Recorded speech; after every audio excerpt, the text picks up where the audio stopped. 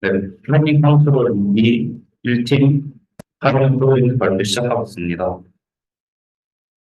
네, 차입니다. 프로젝트 개요, 프로젝트 설계, 프로젝트 구현, 프로젝트 결과 순으로 발표하겠습니다.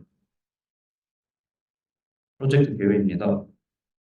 네, 저희 팀은 3명으로 구성되어 있으며 한수님은 프레임션 파트, 저와 하느님은 플래닝 컨트롤 파트를 맡아 진행하였습니다. 미션 소개해드리겠습니다. 스타트 지점으로부터 시작해서 고속도로 진입, MC 차량을 이제 어떻게 처리할지 고민했고, 톨게이트 진입해서 로터리에서도 이제 차량이 있는데 어떻게 피해서 주차장까지 들어가서 주차를 완료하는지가 미션입니다.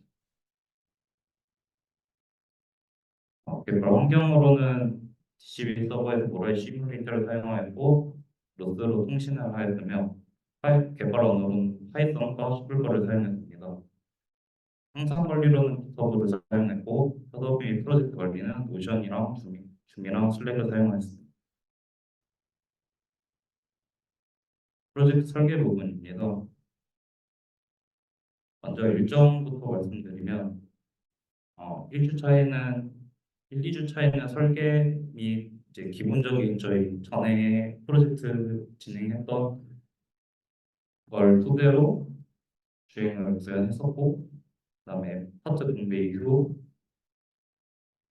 이제 고속도로랑 주차장 입구까지의 경로 생성, 그다음에 주차 경로 생성, 그다음에 모드에 따른 제어, 그다음에 식별 변화, 그다음에 프릭션 파트는 상태 모델, 상태 필터, 이체 트래커, 그다음에 시각화, 그다음에 식별 변화 순으로 진행하였고, 그다음에 지금 발표 진행하고 있습니다.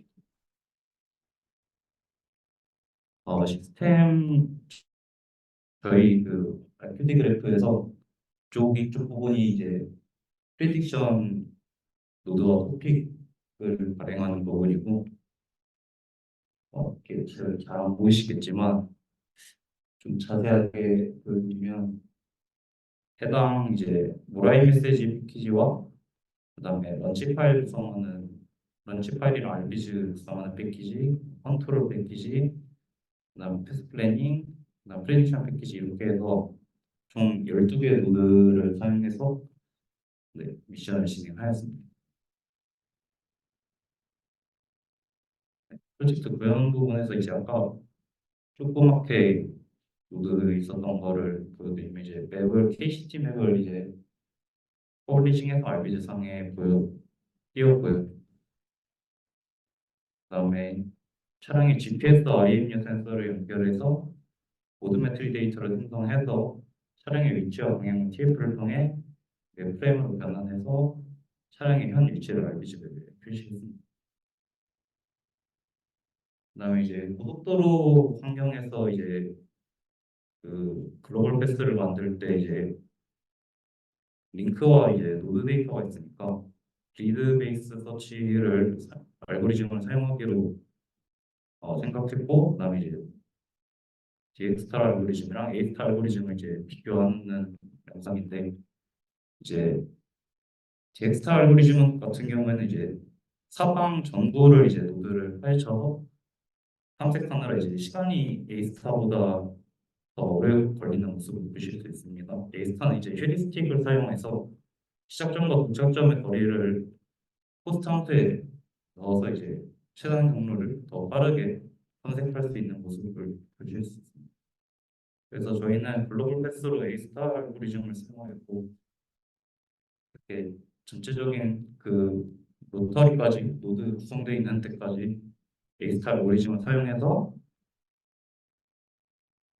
글로벌 패스를 만들었고, 그다음에 차단 변경 시에는 이제 플로소이드를 이제 곡선 길이에 따라 확률이 변하는 곡선인데, 그걸 이제 3차 방식으로 해서 차단 변경 경로를 구성하였습니다. 그다음에 이제 아까 로터리 노드까지만 이제 제공이 돼 있어서 그 이제 주차장 입구까지 어떻게 패스 플래닝을 할 건지 이제 고민을 해봤는데 첫 번째 방법으로는 저희가 직접 차량을 수동으로 조작해서 해당 그 일정 거리만큼 경로를 직접 뽑아와서 링크와 노드 데이터를 직접 삽입해서 다시 알고리즘을 돌려서 만드는 경우이고요. 그다음에 두 번째로는 스페스를 사용해서 이제 스페스 같은 경우에는 총 여섯 가지 상태를 보일 수 있는데 이제 왼쪽 그 해당 헤딩 벡터에서 왼쪽으로 시작하고 직진, 그다음에 오른쪽 이런 식으로 총 여섯 가지 모습을 표시드립니다. 그다음에 이제 마지막으로 주차하는 경로를 생각해 드릴 때 일단 샘플 기반으로 해야겠다라는 생각을 했었고 그래서 RT 스타 vs 알고리즘을 사용하기도 생각했고요. 어, 이제 샘플 RT 스타 같은 경우에는 이제 샘플링 한 거에 리와이어링이 더해져서 이제 보다 빠르게 주차 경로를 만들 수 있습니다. 네, 이번 프로젝트에서 패스 플래닝과 컨트롤을 맡게 된 조한음입니다. 우선 로컬 패스에 대해 설명해 드리겠습니다. 로컬 패스는 글로벌 패스에 기반해 계산되고 글로벌 패스를 따르며 상황을 고려해 실시간으로 조정되는 경로입니다. 여기 영상에 보이는 대로 실시간으로 경로가 바뀌는 것을 볼 수 있습니다.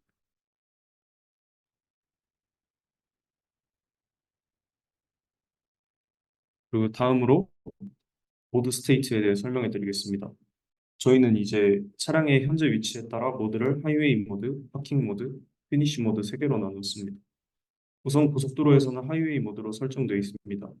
고속도로 주행이 끝나면 왼쪽 그림과 같이 파란색 사각형 범위를 설정하고 범위 내부에 차량이 들어왔을 때 이제 파킹 모드로 설정되게 됩니다. 차량이 포인트 지점에 도달하게 되면 몇 초간 정지 후 주황색 범위인 주차 지점까지의 경로를 받으면 그 다음에 이제 주행을 다시 시작하게 됩니다. 주차 지점까지 가게 되면 피니시 모드로 바뀌고 차가 정지하여 주차가 완료됩니다. 그리고 전 페이지에서 포인트 지점이 왼쪽 그림에 있는 이 지점이고 오른쪽 주차된 공간이 주차 지점입니다. 각각의 위치에서 모드가 바뀌는 것을 볼 수 있습니다. 그리고 다음은 중방향 제어에 대해 설명해 드리겠습니다. 코스의 회전 구간이 많기 때문에 경로의 곡률에 따라 안전하게 속도를 제어하기 위해 속도 계획으로 최소 자승법을 사용했습니다. 이때 경로의 곡률 반지름 R은 행렬을 이용해서 구할 수 있습니다. 그리고 여기 보시면 시계의 Vmax는 루트 RG US인데 R은 경로의 곡률 반지름이고 G는 중력이고 US는 운동 마찰력입니다. 이를 통해서 곡선 구간에서 감속을 하되 정상적으로 주행 가능한 최대 속도를 구할 수 있습니다. 또한 PID 제어기를 사용하여 차량의 현재 속도와 목표 속도 간 오차를 최소화하기 위해 감가속 제어를 합니다. 그 다음으로는 횡방향 제어에 대해 설명해 드리겠습니다. 저희는 횡방향 제어로 퓨어 퍼슛 알고리즘을 사용하였습니다. 경로상의 루거헤드 포인트를 설정하고 그에 따라 조향 각도를 제어하는 방식입니다. 루거헤드 디스턴스를 작게 설정했을 때 가까운 목표 지점을 향해 빠르게 조향하기 때문에 경로의 작은 변화에도 민첩하게 반응하여 경로를 이탈해도 빠르게 되돌아오지만 경로를 초과하게 되어 진동할 수 있게 됩니다. 따라서 이 방법은 저속 주행에 유리합니다. 이 영상을 보시면 경로를 벗어나서 제어가 많이 흔들리지만 빠르게 다시 경로로 복귀하는 걸 알 수 있습니다. 그 다음 반대로 루거헤드 디스턴스를 크게 설정하면 급격한 방향 전환 없이 경로를 따라 부드럽게 주행하게 됩니다. 고속 주행이 유리하지만 급커브나 복잡한 경로에서 경로를 따라가지 못할 수 있습니다. 다음 이제 프리딕션 파트는 환수님이 설명해 주시겠습니다. 이번 파이널 프로젝트에서 객체의 상태를 추정하고 예측하는 프리딕션 부분을 맡아 진행한 이완수입니다. 진행한 프리딕션 파트에 대해 설명드리겠습니다. 객체의 상태를 추정하고 예측하기 위해서는 상태 모델과 상태 필터링에 대해 알아야 합니다. 먼저 상태 모델은 객체의 시스템의 동작을 설명하고 예측하기 위해 사용하는 수학적 모델이고, 상태 필터링은 주어진 상태 모델과 실제 관측값을 결합하여 시스템의 현재 상태를 보다 더 정확하게 추정하기 위해 사용합니다. 이번 프로젝트에서 상태 모델로는 가속도나 회전율이 일정하다는 가정하에 물체의 상태 변화를 예측하는 컨스턴트 액셀레이션 모델과 컨스턴트 레이트 액셀레이션 모델을 사용하였습니다. 또한 상태 모델과 결합하여 객체의 선형과 비선형적인 상태 변화를 추정하기 위해서 어, 두 개의 익스텐드 칼만 필터를 활용한 인터랙티브 멀티플 모델 필터를 사용했습니다. 프리디션 파트에서 구현한 알고리즘에 대해 설명드리겠습니다. 현재 제어를 가지는 주행 차량에 멀티 다이나믹 오브젝트 트래커를 장착해서 현재 차량과 30m 이내 객체를 추적하게끔 구현하였습니다. 추적되는 객체를 각각의 IMM 필터를 사용해서 해당 객체의 관측 상태와 결합하여 현재 상태를 보다 정확하게 추정하도록 하였고 미래 상태인 경로를 예측하도록 구현하였습니다. 각 추적되는 객체는 라스트 업데이트 타임으로 관리해서 일정 시간 감지되지 않으면 삭제하도록 하였습니다. 앞선 구조를 통해서 동적 객체를 추적하고 일정 시간 후에 객체의 경로를 예측하였습니다. 예측한 경로를 이용해서 이제 현재 제어 중인 차량과 동적 객체 간의 충돌을 예측해서 차량의 제어를 변화시켜야 합니다. 경로의 모든 지점에서 차량의 너비만큼 확장해서 경로상의 충돌을 탐지할 수 있지만 계산 효율성을 위해서 경로의 사진과 같이 첫 점과 마지막 점으로만 사각형을 만들어서 두 도형 간의 분할축 정리를 활용해서 교차 여부를 충돌 여부로 예측하게 되었습니다. 그래서 프리디션 파트의 다중 동적 객체의 추적과 경로 예측 그리고 충돌 예측에 대한 구현 결과는 다음과 같습니다. 전체 그 RPT 그래프에서 그 파란색 동그라미 친 부분이 프리디션 파트에 해당하는 부분인데 트래커 다이나믹 옵스타클 노드와 비주얼라이즈 다이나믹 옵스타클 컬리전 디텍션 이렇게 노드를 생성하였고 오른쪽 사진과 같이 RBG 상에서 객체의 위치와 예측 경로를 시각화하여 진행하였습니다. 이제 프로젝트 결과입니다. 전체 저희가 수행했던 프로젝트를 영상을 보여드리겠습니다.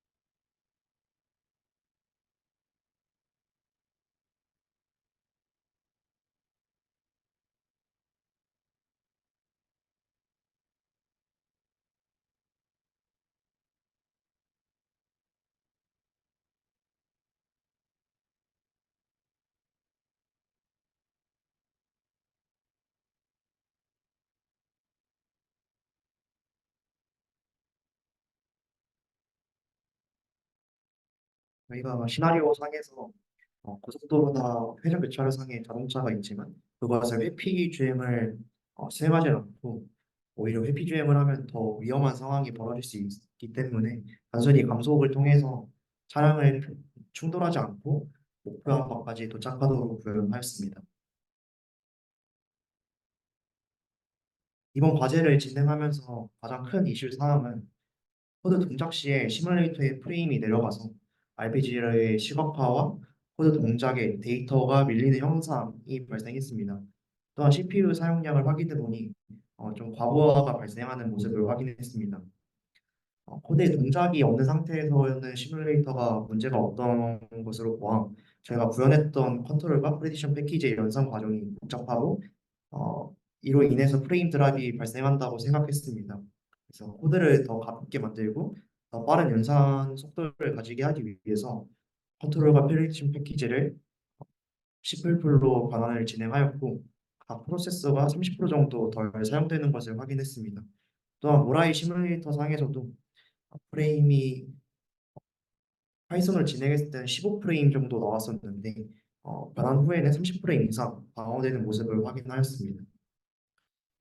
이번 마지막 프로젝트를 포함해서 6개월 동안 자율주행 데브 코스를 진행하면서 모라이 시뮬레이터나 자이카를 다뤄보면서 이론 학습이랑 실습을 진행할 수 있었습니다.